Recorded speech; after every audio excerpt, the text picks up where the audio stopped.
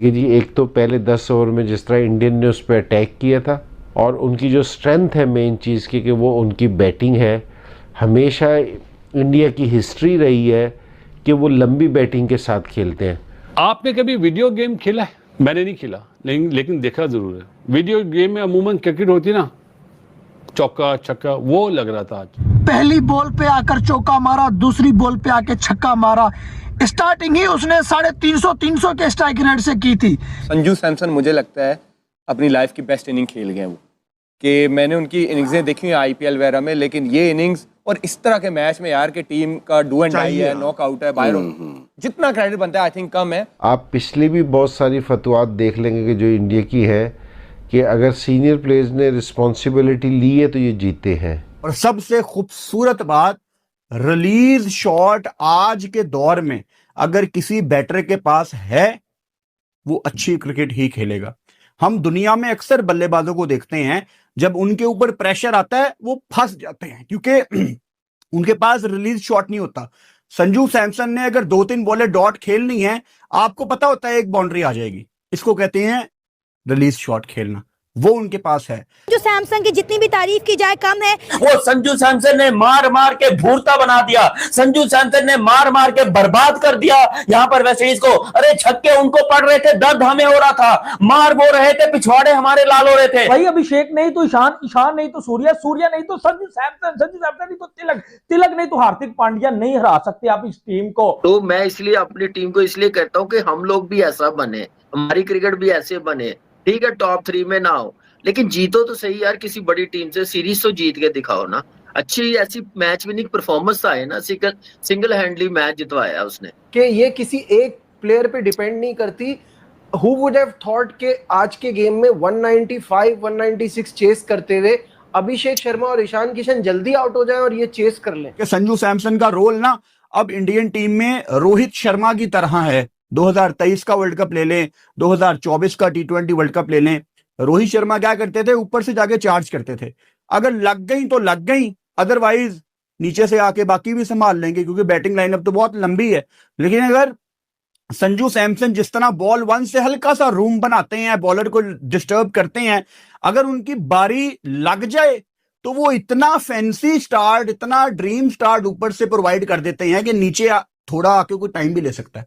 वो रोहित क्या करता था अपने दिनों में, रोहित ऊपर से चार्ज करता था और नीचे आने वाले अगर थोड़ा सा टाइम भी लेते थे ना तो आपका रन रेट ठीक रहता था क्योंकि ऊपर इतना डैमेज हो चुका होता था। अब 97, आज संजू सैमसन 100 नहीं कर सके, लेकिन उनका ये 97 किसी भी 100 से ज्यादा इंपॉर्टेंट है। संजू सैमसन क्या बात है, एक लड़का जिसको इतनी परफॉर्मेंसेस के बाद भी चांस नहीं मिलता, एक लड़का जो अभी पीछे साउथ अफ्रीका की पूरी बॉलिंग के अगेंस्ट साउथ अफ्रीका के अंदर ही 2 T20 सेंचुरीज मारता है, उसके बाद भी कई मुल्कों में जो है 2 सेंचुरियों के बाद ये करियर तो 5-5 साल के चले जाते हैं, लेकिन वहाँ कंपटीशन इतना ज़्यादा है कि थोड़े से 2-4-6 फेलियर्स के बाद उनको ड्रॉप कर दिया गया और फिर इस वर्ल्ड कप में भी सारे मैच नहीं खेले, तो शायद ये मैच भी उनका आखिरी मैच बन जाता।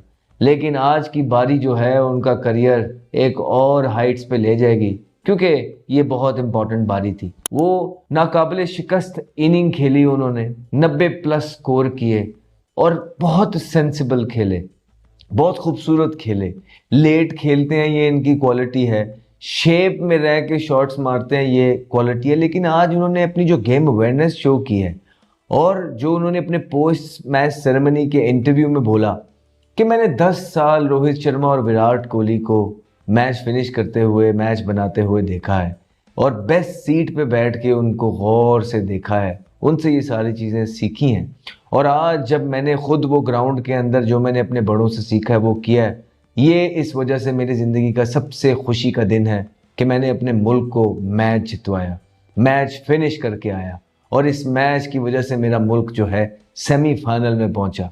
तो बेतहाशा अपलॉड उस बंदे के लिए क्योंकि अंडर प्रेशर इस तरह की इनिंग खेलना, अंडर प्रेशर व्हेन से बिकॉज उसे पता है कि उस बेचारे के लिए चांस 2-4 ही होते हैं और उसी चांस को उसने अवेल करना होता है और आज क्या खूबसूरत खेले, बहुत आला। इतना डिसेंट करेक्टर है ना इंडिया का, काम इतना कंपोज decent, cool, और उसमें हरकतें वो वाली नहीं है जो थोड़ी सी ना, जिसको बोलते हैं ना बाज क्रिकेटर्स में होती है छिछोरापन और ये वो। है। बड़ा कंपोज्ड क्रिकेटर है। आपको पता है मैं हमेशा इसकी तारीफ करता रहा हूँ, बल्कि आईपीएल के मैचेस जब देखता ये कप्तानी करता मैं कह रहा हूँ यार लड़का कैप्टेंसी स्किल इसकी बहुत शानदार है।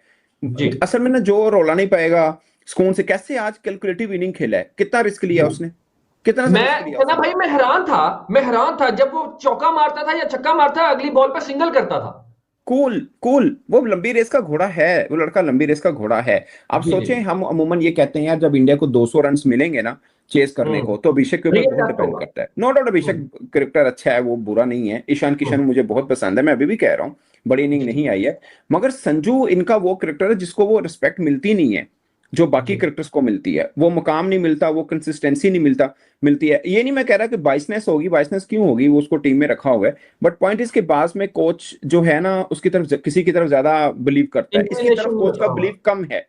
और मुझे लगता है कि इस इनिंग के बाद ना कोच नु कहना सब कोच नु अपने आप नु कहना चाहिए कि पाइन तुसी मगर आज एक चीज बड़ी खास तौर पे सामने आई है। जब 50 की थी ना संजू सैमसन ने, तो गौतम गंभीर ने खड़े होकर उसको जरा बकअप किया था और फिर उसको कहा था थोड़ा आहिस्ता, अब यानी कि तूने पूरा मैच चलाना। उसको पता है, उसको शेब भाई पता है, आप कभी भी बाहर से बैठ के प्लेयर को नहीं चला सकते। प्लेयर दिमाग से चलता है, अपने दिमाग से और फोकस होके चलता है। वो इतना, मैं उसकी खूबी क्या है, वो बात को लगता है कि यार बड़ा रफ खेल गया अर्ली ऑन, लेकिन जब वो सेट होता है ना वो फिर मैच को बना के जाता है।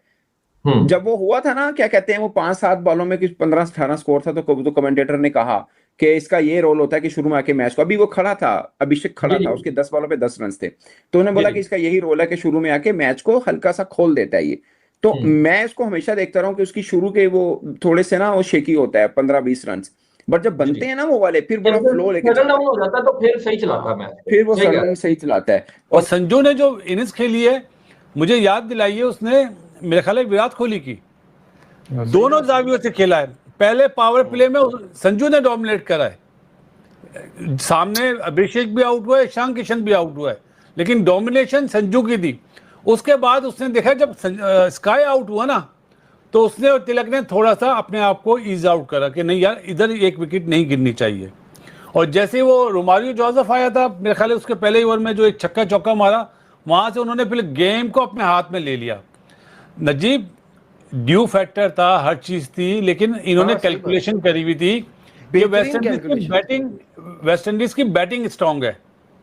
भाई ये तो पहला मैच पहली बारी लेकर जीतते हुए आ रहे थे ना, इनकी बॉलिंग तो बहुत अच्छी है, लेकिन प्लान को चेंज करा, और प्लान इस तरह चेंज करा कि सबको बिलीव था कि 195 जो वेस्ट इंडीज करे मेरे हिसाब से 210 रन थे, अच्छी बॉलिंग के सामने रन करना। और जो 76 रन की पार्टनरशिप होल्डर ने और उसने करी ना, किसने यार, रोमन पावल ने, उधर पता चल गया कि पिच बहुत ईज आउट हो गई है और ड्यू फैक्टर भी आ गया है।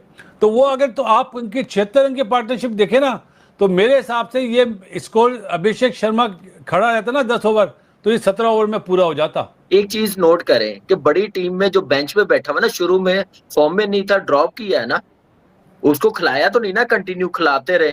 प्लेइंग 11 का हिस्सा नहीं था ना पहले 2-3 मैचेस, नहीं था ना, लेके आए उसको, एक कॉन्फिडेंस तो आया ना कि भाई बाहर बैठे वाला भी मैच विनर प्लेयर है उनकी टीम में। बाहर जो बैठा हुआ डगआउट में खेला हुआ, ड्रॉप हुआ, फॉर्म नहीं, बाहर बैठा, कुछ सीखा, काम किया, तो आया और मैच जितवा दिया। एक स्टार्ट चाहिए था, वो परफॉर्मेंस वैसी करके दे दी। ये एक क्वालिटी और एक सिस्टम की कामयाबी होती है बासित भाई। संजू ने कभी भी ट्राई नहीं किया या कोशिश नहीं की कि मेरा 100 मेरे लिए सब कुछ है। For him to win the game was everything. तो उसका जो खेलने का तरीका था, कहीं पे भी हमें ये लालच नजर नहीं आए कि he is trying to get his runs to get that milestone for himself, क्योंकि जो बिगेस्ट माइलस्टोन है जिसके लिए आप एज ए प्लेयर खेलते हैं वो मैच का जीतना है अपने मुल्क के लिए। तो अगर आप आज की मैच की अगर आप ओवरऑल, एक पहले वो अग्रेसर था, फिर उसने अपने आप को, जो आपने बात की कि उनको शायद पैगाम आया, उन्होंने एंकर करने के लिए या पूरा मैच को ले जाने के लिए अपना गार्ड बदला और अपनी थोड़ी सी गेम को बदला। जो बाकी तमाम प्लेयर्स थे किसी ने भी उस अपने कॉज को नहीं बदला अपनी ज़ात के लिए। किसी ने ये नहीं सोचा कि मैं कोशिश करूं कि मैं किसी तरीके से आउटशाइन कर दूं संजू सैमसन को, but they played for a cause. तो ये एक इंटेलेक्चुअली ऑनेस्टी होने की भी एक बात इस पे आती है कि as a team, not as an 1, 2, 3 या 5 individuals, whole as a team you thinking for a cause and that cause is to win the game for your country.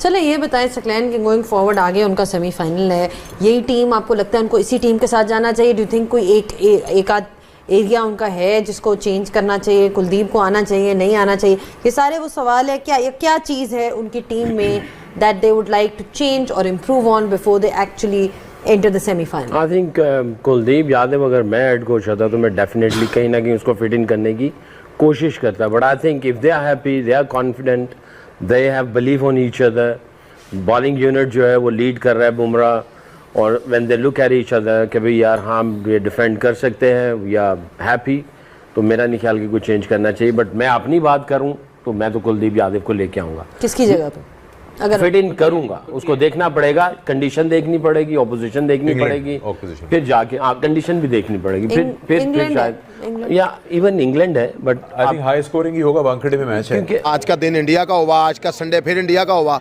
और देखें मिडिल ऑर्डर उनका कितना स्ट्रांग है और कितने स्ट्रांग माइंडसेट के साथ वो आया है। उसने ज़रा सा भी प्रेशर नहीं लिया, उसका आप स्ट्राइक रेट देखें, उसका प्रॉपर बैट्समैन वो पैदा कर रहे हैं दुनिया में, दुनिया को दिखा रहे हैं कि वो क्रिकेट के बादशाह बन गए हैं और क्रिकेट से ना वो बाकी सबको बीट करते जा रहे हैं। तो नो डाउट इसमें साउथ अफ्रीका में थोड़ा सा कोलैप्स की थी उनकी बैटिंग, लेकिन उन्होंने उसको सर पे सवार नहीं किया, उसको कवर किया, और आगे आप परफॉर्मेंसेस देख लें, सेमीफाइनल के लिए आगे चले गए हैं। मेरे ख्याल से अनबीटेबल वो सेमीफाइनल फाइनल खेल रहे हैं पिछले 4-5 साल से। तो ये चीजें सीखनी, मैच हारे इस दफा साउथ अफ्रीका से, मैं वो हार को उन्होंने कवर कर दिया ना। डिपेंड करता है कि आप बड़े मैच में गए हैं कि नहीं गए, वो नॉकआउट स्टेज पे चले गए हैं, वो हार गए, डिपेंड ये करता है। तो आप ये चीज़ डजंट मैटर कि वो हार के आगे गए हैं। इंडिया का जो BCCI का स्ट्रक्चर है ना, वो पैसा दे रहे हैं डोमेस्टिक क्रिकेट में, जितना पैसा वो इंटरनेशनल प्लेयर को दे रहे हैं उतना पैसा वो डोमेस्टिक क्रिकेट को भी दे रहे हैं। तो ये आप उसके रिजल्ट देखें ना, बेंच पे वो बैठा हुआ संजू सैमसन, जब उन्होंने एक चेंजिंग की है पूरे टूर्नामेंट में, उसको लड़के को लेके आए हैं, उसने सिंगल हैंडेडली डिलीवर करके दिखा दिया कि जी भाई मैं पीछे बैठा हुआ था, मुझे परवाह नहीं थी। मतलब ये है कि ये जल्दी डिसीजन, T20 क्रिकेट में आप जल्दी डिसीजन लेंगे तो आप बचेंगे। अगर आप T20 क्रिकेट में सोचते रहेंगे तो फिर करते रहेंगे तो फिर आप पीछे रह जाएंगे। ये सोचते काम में कर देते हैं।